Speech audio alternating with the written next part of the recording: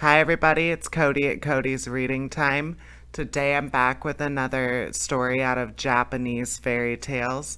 This one's called The Bamboo Cutter and the Moonchild. If you want to take a moment and subscribe to the channel, I upload new stories every single day, and there's always going to be new things to listen to. And I appreciate your support. All right, here we go. The Bamboo Cutter and the Moonchild. Enjoy.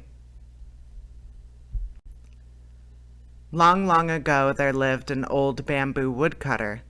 He was very poor and sad also, for no child had heaven sent to cheer his old age, and in his heart there was no hope of rest from work till he died and was laid in the quiet grave.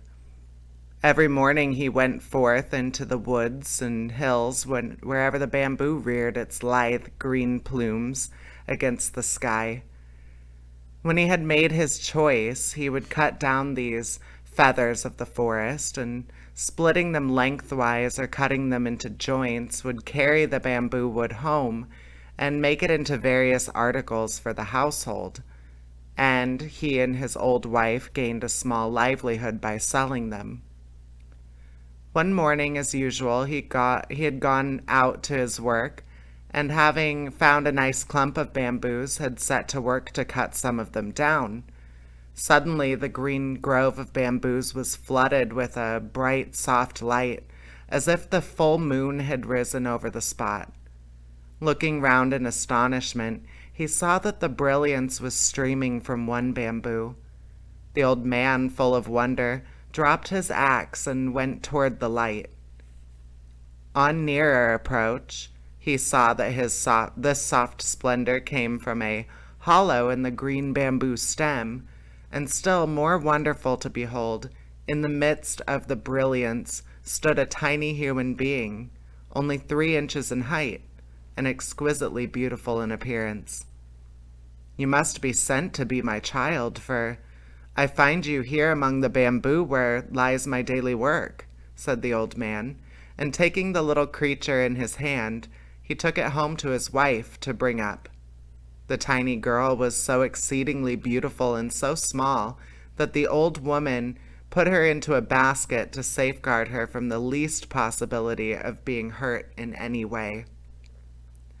The old couple were now very happy, for it had been a lifelong regret that they had no child of their own, and with joy they now expended all the love of their old age on the little child who had come to them in so marvelous a manner.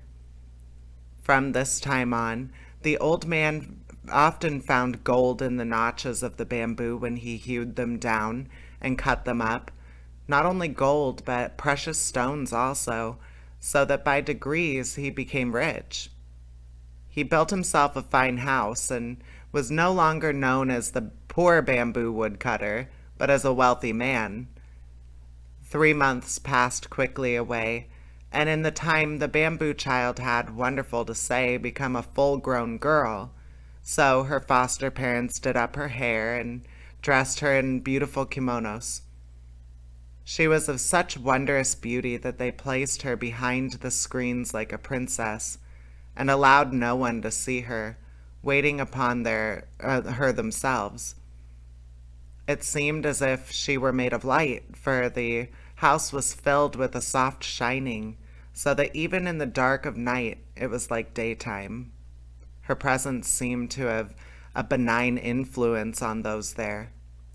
Whenever the old man felt sad, he had only to look upon his foster daughter, and his sorrow vanished, and he became as happy as when he was a youth.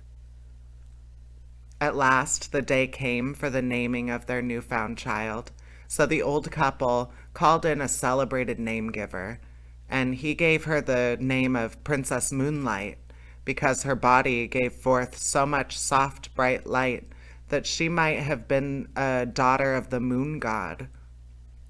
For 3 days the festival was kept up with song and dance and music.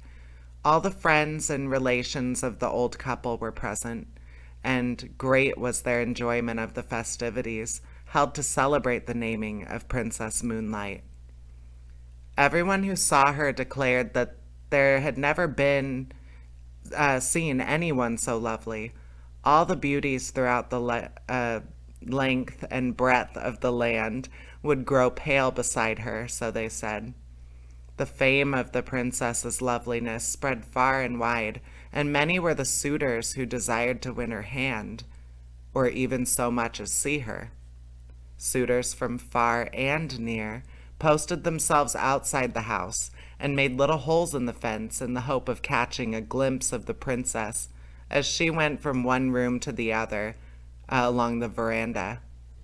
They stayed there day and night, sacrificing even their sleep for a chance of seeing her, but all in vain. Then they approached the house and tried to speak to the old man and his wife, or some of the servants, but not even this was granted them.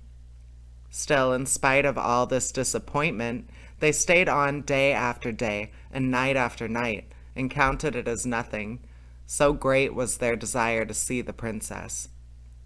At last, however, most of the men, seeing how hopeless their quest was, lost heart and both hope, and returned to their homes, all except 5 knights, whose ardor and determination, instead of waning, seemed to wax greater with obstacles. These 5 men even went without their meals and took snatches of whatever they could get brought to them, so that they might always stand outside the dwelling. They stood there in all weathers, in sunshine and in rain. Sometimes they wrote letters to the princess, but no answer was vouchsafed to them. When the letters failed to draw any reply, they wrote poems to tell her of the hopeless love which kept them from sleep, from food, from rest, and even from their homes. Still, Princess Moonlight gave no sign of having received their verses. In this hopeless state, the winter passed. The snow and frost and the cold winds gradually gave place to the gentle warmth of spring. Then the summer came, and the sun burned white and scorching in the heavens above and on earth beneath. And still these faithful knights kept watch and waited. At the end of these long months, they called out to the old bamboo cutter and entreated him to have some mercy upon them and to show them the princess. But he answered only that, as he was not her real father, he could not insist on her obeying him against her wishes. The 5 knights, on receiving this stern answer, returned to their several homes and pondered over the best means of touching the proud princess's heart, even so much as to grant them a hearing.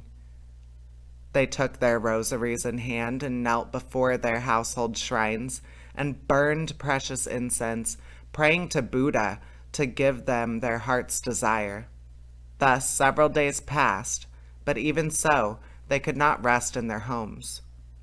So again they set out for the bamboo cutter's house. This time the old man came out to see them, and they asked him to let them know if it was the princess's resolution never to see any man whatsoever, and they implored him to speak for them and to tell her the greatness of their love, and how long they had waited through the cold of winter and the heat of summer, sleepless and roofless through all weathers, without food and without rest, in the ardent hope of winning her, and they were willing to consider this long vigil as pleasure if she would but give them one chance of pleading their cause with her. The old man lent a willing ear to their tale of love, for in his inmost heart he felt sorry for these faithful suitors, and would have liked to see his lovely foster daughter married to one of them. So he went in to Princess Moonlight and said reverently, "Although you have always seemed to me to be a heavenly being, yet I have had the trouble of bringing you up as my own child, and you have been glad of the protection of my roof. Will you refuse to do as I wish?" Then Princess Moonlight replied that there was nothing she would not do for him, that she honored and loved him as her own father, and that as for herself, she could not remember the time before she came to earth. The old man listened with great joy as she spoke those dutiful words, Then he told her how anxious he was to see her safely and happily married before he died. I'm an old man, over 70 years of age, and my end may come at any time now. It is necessary and right that you should see these 5 suitors and choose one of them. Oh, why, said the princess in distress, must I do this? I have no wish to marry now. I found you, answered the old man, many years ago when you were a little creature 3 inches high, in the midst of a great white light. The light streamed from the bamboo in which you were hid and led me to you. So I've always thought that you were more than mortal woman. While I am alive, it is right for you to remain as you are if you wish to do so. But some day I shall cease to be, and who will take care of you then? Therefore I pray you to meet these 5 brave men, one at a time, and make up your mind to marry one of them. Then the princess answered that she felt sure that she was not as beautiful as perhaps report made her out to be, and that even if she consented to marry any one of them, not really knowing her before, his heart might change afterwards. So as she did not feel sure of them, even though her father told her they were worthy knights, she did not feel it wise to see them. All you say is very reasonable, said the old man, but what kind of men will you consent to see? I do not call these 5 men who have waited on you for months light-hearted. They have stood outside this house through the winter and the summer, often denying themselves food and sleep so that they may win you. What more can you demand? Then Princess Moonlight said she must make further trial of their love before she would grant their request to interview her. The 5 warriors were to prove their love by each bringing her from distant countries something that she desired to possess. That same evening, the suitors arrived and began to play their flutes in turn and to sing their self-composed songs telling of their great and tireless love. The bamboo cutter went out to them and offered them his sympathy for all they had endured and all the patience they had shown in their desire to win his foster daughter. Then he gave them her message, that she would consent to marry whosoever was successful in bringing her what she wanted. This was to test them. The 5 all accepted the trial and thought it an excellent plan, for it would prevent jealousy between them. Princess Moonlight then sent word to the first knight that she requested him to bring her the stone bowl which had belonged to Buddha in India. The second knight was asked to go to the mountain of Horai and to be situated in the eastern sea, and to bring her a branch of the wonderful tree that grew on its summit. The roots of this tree were of silver, the trunk of gold, and the branches bore as fruit-white jewels. The third knight was told to go to China and search for the fire rat, and to bring her its skin. The fourth knight was told to search for the dragon that carried on its head the stone radiating 5 colors, and to bring the stone to her. The fifth knight was to find the swallow which carried a shell in its stomach, and to bring the shell to her. The old man thought these very hard tasks, and hesitated to carry the messages, but the princess would make no other conditions. So her commands were issued word for word to the 5 men, who, when they had heard what was required of them, went all disheartened and disgusted at what seemed to them the impossibility of their tasks, and returned to their own homes in despair. But after time, when they thought of the princess, the love in their hearts revived for her, and they resolved to make an attempt to get what she desired of them. The first knight sent word to the princess that he was starting out that day on the quest of Buddha's bowl, and he hoped soon to bring it to her. But he had not the courage to go all the way to India, for in those days traveling was very difficult and full of danger. So he went to one of the temples in Kyoto and took a bowl from the altar there, paying the priest a large sum of money for it. He then wrapped it in a cloth of gold and waiting quietly for 3 years, returned and carried it to the old man. Princess Moonlight wondered that the knight should have returned so soon. She took the bowl from its gold wrapping, expecting it to make the room full of light, but it did not shine at all, so she knew it was a sham thing and not the true bowl of Buddha. She returned it at once and refused to see him. The knight threw the bowl away and returned to his home in despair. He gave up now all hopes of ever winning the princess. The second knight told his parents that he needed change of air for his health, for he was ashamed to tell them that love for the Princess Moonlight was the real cause of his leaving them. He then left his home, at the same time sending word to the princess that he was setting out for Mount Horai, in the hope of getting her a branch of the gold and silver tree, which she so much wished to have. He only allowed his servants to accompany him halfway, and then sent them back. He reached the seashore and embarked on a small ship, and after sailing away for 3 days, he landed and employed several carpenters to build him a house contrived in such a way that no one could get access to it. He then shut himself up with 6 skilled jewelers, and endeavored to make such a gold and silver branch as he thought would satisfy the princess, as having come from the wonderful tree growing on Mount Horai. Everyone whom he had asked declared that Mount Horai belonged to the land of fable and not to fact.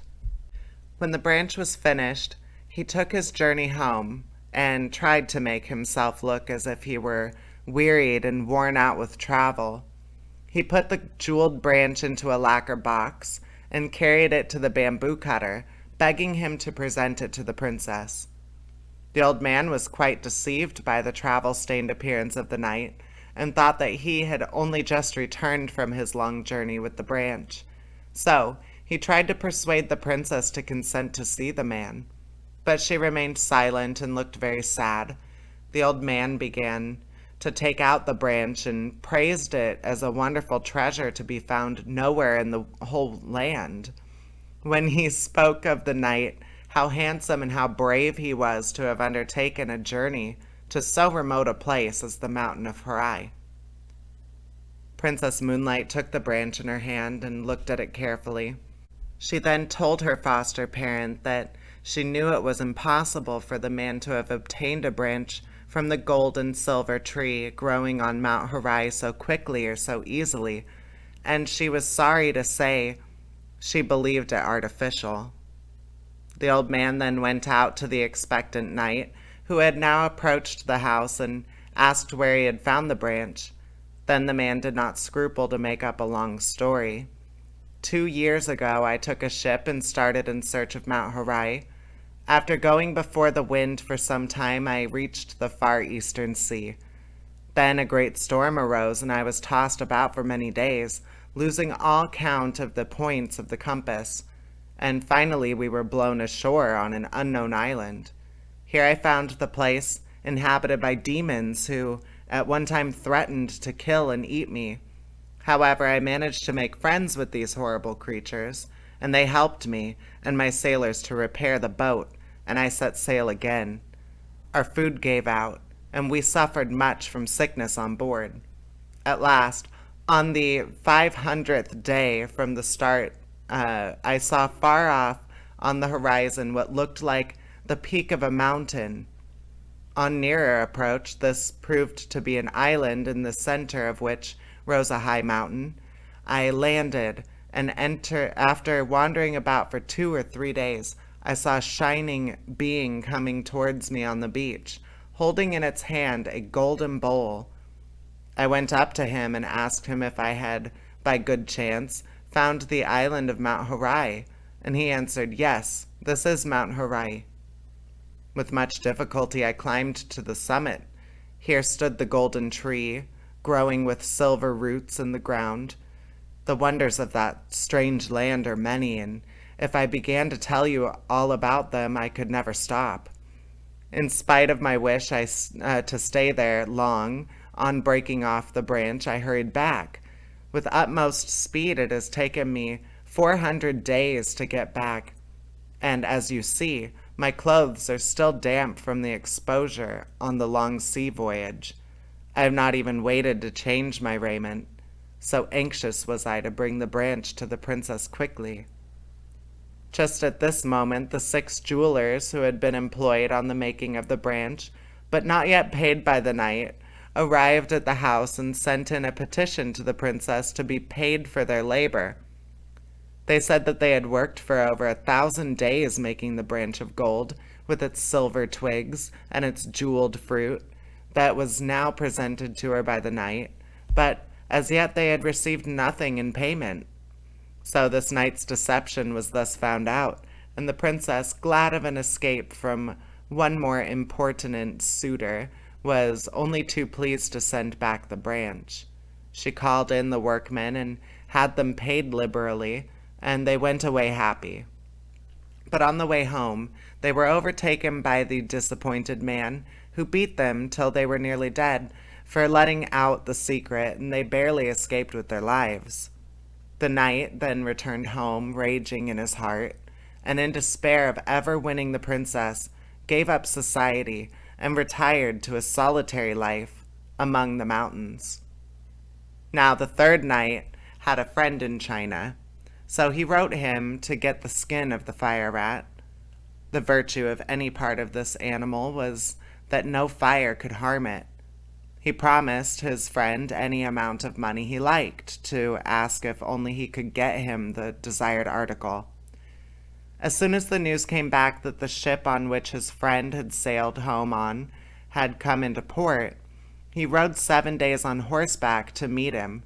He handed his friend a large sum of money and received the fire rat's skin.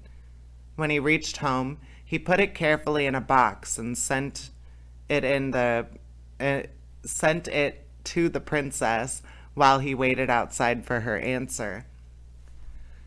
The bamboo cutter took the box from the knight and, as usual, carried it in to her and tried to coax her to see the knight at once.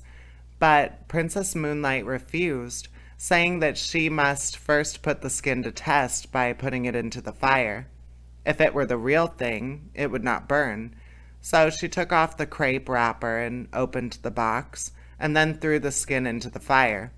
The skin crackled and burned up at once, and the princess knew that this man also had not fulfilled his word, so the 3rd night failed also. Now the 4th night was no more enterprising than the rest. Instead of starting out on the quest of the dragon bearing on its head the 5-color radiating jewel, he called all his servants together and gave them the order to seek for it far and wide in Japan and in China, and he strictly forbade any of them to return till they had found it. His numerous retainers and servants started out in different directions with no intention, however, of obeying what they considered an impossible order. They simply took a holiday, went to pleasant country places together, and grumbled at their master's unreasonableness. The knight, meanwhile, thinking that his retainers could not fail to find the jewel, repaired to his house, and fitted it up beautifully for the reception of the princess. He felt so sure of winning her.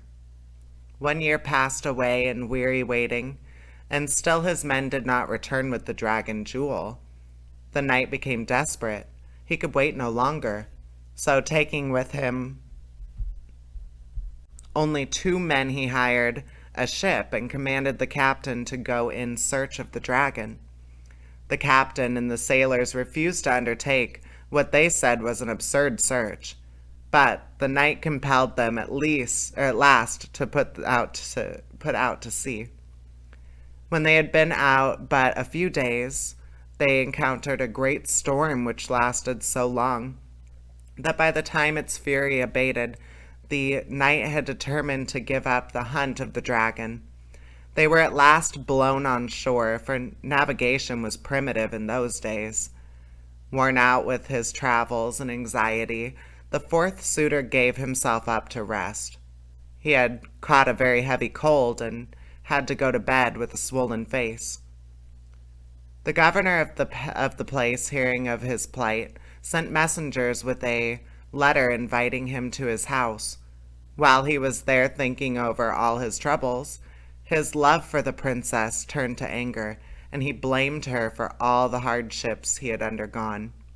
He thought that it was quite probable she had wished to kill him so that she might be rid of him, and in order to carry out her wish, had sent him upon his impossible quest. At this point, all the servants he had sent out to find the jewel came back to see him, and were surprised to find praise instead of displeasure waiting them. Their master told them that he was heartily sick of adventure, and said that he never intended to go near the princess's house again in the future. Like all the rest, the fifth night failed in his quest. He could not find the swallow's shell. By this time, the fame of Princess Moonlight's beauty had reached the ears of the emperor, and he sent one of the court ladies to see if she really was as lovely as report said. If so, he would summon her to the palace and make her one of his ladies in waiting. When the court lady arrived, in spite of her father's entreaties, Princess Moonlight refused to see her. The imperial messenger insisted, saying it was the emperor's order. Then Princess Moonlight told the man that if she was forced to go to the palace in obedience to the emperor's order, she would vanish from the earth. When the emperor was told of her persistence in refusing to obey his summons, and that if pressed to obey she would disappear altogether from sight, he determined to go and see her. So he planned to go on a hunting excursion in the neighborhood of the bamboo cutter's house, and see the princess himself. He sent word to the old man of his intention, and he received consent to the scheme. The next day, the emperor set out with his retinue, which he soon managed to outride. He found the bamboo cutter's house and dismounted. He then entered the house and went straight to where the princess was sitting with her attendant maidens. Never had he seen anyone so wonderfully beautiful, and he could not but look at her, for she was more lovely than any human being, as she shone in her soft radiance. When Princess Moonlight became aware that a stranger was looking at her, she tried to escape from the room, but the emperor caught her and begged her to listen to what he had to say. Her only answer was to hide her face in her sleeves. The emperor fell deeply in love with her and begged her to come to the court, where he would give her a position of honor and everything she could wish for. He was about to send for one of the imperial paladins to take her back with him at once, saying that her grace and beauty should adorn a court and not be hidden in a bamboo cutter's cottage. But the princess stopped him. She said that if she were forced to go to the palace, she would turn at once into a shadow, and even as she spoke, she began to lose her form. Her figure faded from his sight while he looked. The emperor then promised to leave her free if only she would resume her former shape, which she did. It was now time for him to return, for his retinue would be wondering what had happened to their royal master when they missed him for so long. So he bade her goodbye and left the house with a sad heart. Princess Moonlight was for him the most beautiful woman in the world. All others were dark beside her, and he thought of her night and day. His Majesty now spent most of his time in writing poems, telling her of his love and devotion, and sent them to her, and though she refused to see him again, she answered with many verses of her own composing, which told him gently and kindly that she could never marry anyone on this earth. These little songs always gave him pleasure. At this time, her foster parents noticed that night after night, the princess would sit on her balcony and gaze for hours at the moon, in a spirit of the deepest dejection, ending always in a burst of tears. One night the old man found her thus weeping, as if her heart were broken, and he besought her to tell him the reason of her sorrow. With many tears, she told him that he had guessed rightly when he supposed her not to belong to this world, that she had in truth come from the moon, and that her time on Earth would be over soon. On the 15th day of that very month of August, her friends from the moon would come to fetch her, and she would have to return. Her parents were both there, but having spent a lifetime on Earth, she had forgotten them, and also the moon world to which she belonged. It made her weep, she said, to think of leaving her kind foster parents and the home where she had been happy for so long. When her attendants heard this, they were very sad and could not eat or drink for sadness at the thought that the princess was soon to leave them. The emperor, as soon as the news was carried to him, sent messengers to the house to find out if the report were true or not. The old bamboo cutter went out to meet the imperial messengers. The last few days of sorrow had told upon the man. He had aged greatly and looked more and more than in his 70 years. Weeping bitterly, he told them that the report was only too true, but he intended, however, to make prisoners of the envoys from the moon, and to do all he could to prevent the princess from being carried back. The men returned and told His Majesty all that had passed. On the 15th day of that month, the emperor sent a guard of 2,000 warriors to watch the house. 1,000 stationed themselves on the roof. Another 1,000 kept watch around all the entrances of the house. All were well-trained archers with bows and arrows. The bamboo cutter and his wife had hid Princess Moonlight in an inner room. The old man gave orders that no one was to sleep that night. All in the house were to keep a strict watch and be ready to protect the princess. With these precautions and the help of the emperor's men-at-arms, they hoped to withstand the moon messengers, but the princess told them that all these measures to keep her would be useless, and that when her people came for her, nothing whatever could prevent them from carrying out their purpose. Even the emperor's men would be powerless. Then she added with tears that she was very, very sorry to leave him and his wife, whom she had learned to love as her parents, that if she could do as she liked, she would stay with them in their old age and try to make some return for all the love and kindness that they had showered upon her during all her earthly life. The night wore on. The yellow harvest moon rose high in the heavens, flooding the world asleep with her golden light. Silence reigned over the pine and the bamboo forests, and on the roof where the 1,000 men-at-arms waited.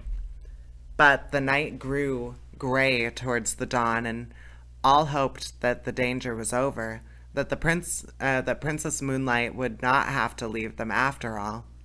Then suddenly the watchers saw a cloud form round the moon, and while they looked, this cloud began to roll earthward. Nearer and nearer it came, and everyone saw with dismay that its course lay toward the house. In a short time the sky was entirely obscured, till at last the cloud lay over the dwelling only 10 feet off the ground. In the midst of the cloud there stood a flying chariot, and in the chariot a band of luminous beings. One amongst them, who looked like a king and appeared to be the chief, stepped out of the chariot and, poised in air, called to the old man to come out. "The time has come," he said, "for Princess Moonlight to return to the moon from whence she came. She committed a grave fault, and as punishment was sent to live down here for a time. We know what good care you have taken of the princess, and we have rewarded you for this and have sent you wealth and prosperity. We put the gold in the bamboos for you to find. I have brought up this princess for 20 years, and never once has she done a thing wrong. Therefore the lady you are seeking cannot be this one," said the old man. "I pray you look somewhere else." Then the messenger called aloud, saying, "Princess Moonlight, come out from this lowly dwelling. Rest not here another moment." At these words, the screens of the princess's room slid open of their own accord, revealing the princess shining in her own radiance, bright and wonderful and full of beauty. The messenger led her forth and placed her in the chariot. He looked back and saw with pity the deep sorrow of the old man. He spoke to him many comforting words, and told him that it was not her will to leave him, and that he must always think of her when looking at the moon. The bamboo cutter implored to be allowed to accompany her, but this was not allowed. The princess took off her embroidered outer garment and gave it to him as a keepsake. One of the moon beings in the chariot held a wonderful coat of wings. Another had a vial full of the elixir of life, which was given to the princess to drink. She swallowed a little and was about to give the rest to the old man, but she was prevented from doing so. The robe of wings was about to be put upon her shoulders, but she said, "Wait a little. I must not forget my good friend the emperor. I must write him once more to say goodbye while still in this human form." In spite of the impatience of the messengers and charioteers, she placed the vial of the elixir of life with the letter, and giving them to the old man, she asked him to deliver them to the emperor. When the chariot began to roll heavenwards toward the moon, and as they all gazed with tearful eyes at the receding princess, the dawn broke, and in the rosy light of day, the moon chariot and all in it were lost amongst the fleecy clouds that were now wafting across the sky on the wings of the morning wind. Princess Moonlight's letter was carried to the palace. His Majesty was afraid to touch the elixir of life, so he sent it with the letter to the top of the most sacred mountain in the land, Mount Fuji, and there the royal emissaries burnt it on the summit at sunrise. So to this day, people say there is no smoke to be seen rising from the top of Mount Fuji. So people to this day say there is smoke to be rising from the top of Mount Fuji to the clouds. And that is the end of the story. I hope you enjoyed it. I enjoyed reading it for you. And please subscribe. I upload new stories every single day, and I would love for you to listen to them with me. All right. Take care, everybody. Bye-bye.